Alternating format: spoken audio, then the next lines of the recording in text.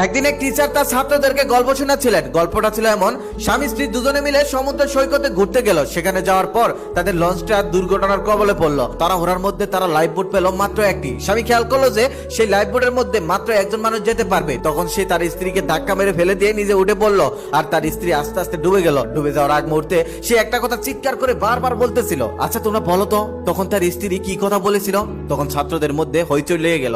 এক একজন এক এক কথা বলতে লাগলো। কেউ বললো স্বার্থপর, কেউ বললো বেঈমান, কেউ বললো নিষ্ঠুর বলেছিল।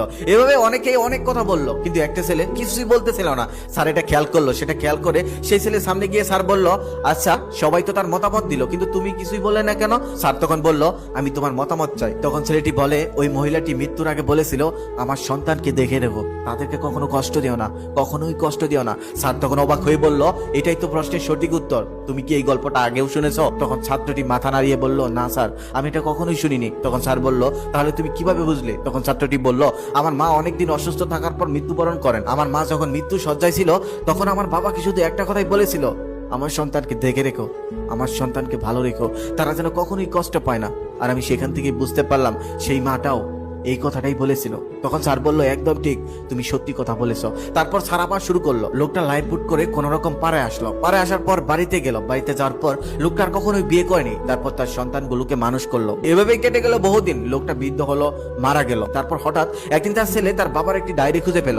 সেই ডায়েরিতে সে আবিষ্কার করলো, সেখানে লেখা ছিল ঠিক এইভাবে, হঠাৎ তোমার দুরারোগ্য হলো। ডক্টর বলল, তুমি আর বেশি দিন বাঁচবে না, তাই আমি তোমাকে নিয়ে শেষবারের মতো তোমাকে নিয়ে সমুদ্র সৈকতে ঘুরতে গেলাম। তোমার সমুদ্র সৈকত অনেক পছন্দ ছিল, কিন্তু কে জানে সেই দুরারোগ্য তোমাকে মারার আগেই তোমাকে লঞ্চ ডুবে মারা যেতে হবে।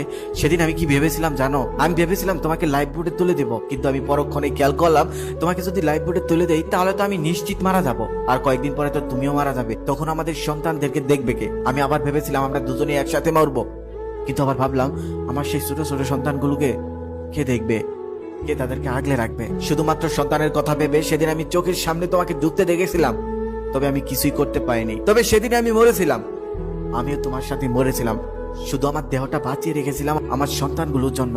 আমি না থাকলে কে তাদের আগলে রাখতো? আমি ছাড়া তো তাদের কেউ নেই। সেদিন যদি লোকটা নিজে মরে তার স্ত্রীকে বাঁচিয়ে দিত, তার স্ত্রী কিছুদিন পরে এমনিতেই মারা যেত, তার সন্তানদেরকে কে দেখতো? সেদিন যদি তারা দুজনেই সেখানে মারা যেত, তাহলেই বা তাদের সন্তানকে কে দেখতো? আচ্ছা বাচ্চারা এখন বলো তো, লোকটা কি সত্যি স্বার্থপর ছিল?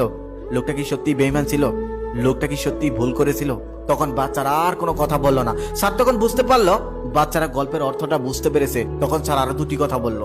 নাম্বার 1, এখান থেকে জেনে নাও একজন মা আর বাবা তার সন্তানকে ঠিক কতটা ভালোবাসে। আর নাম্বার 2, কারো বাহিরটার দিকেই কাউকে জাজ করবে না। একটা কথা মনে রেখো, কারো বাহির দিকে কখনোই বোঝা যায় না, আর কারোর সম্পর্কে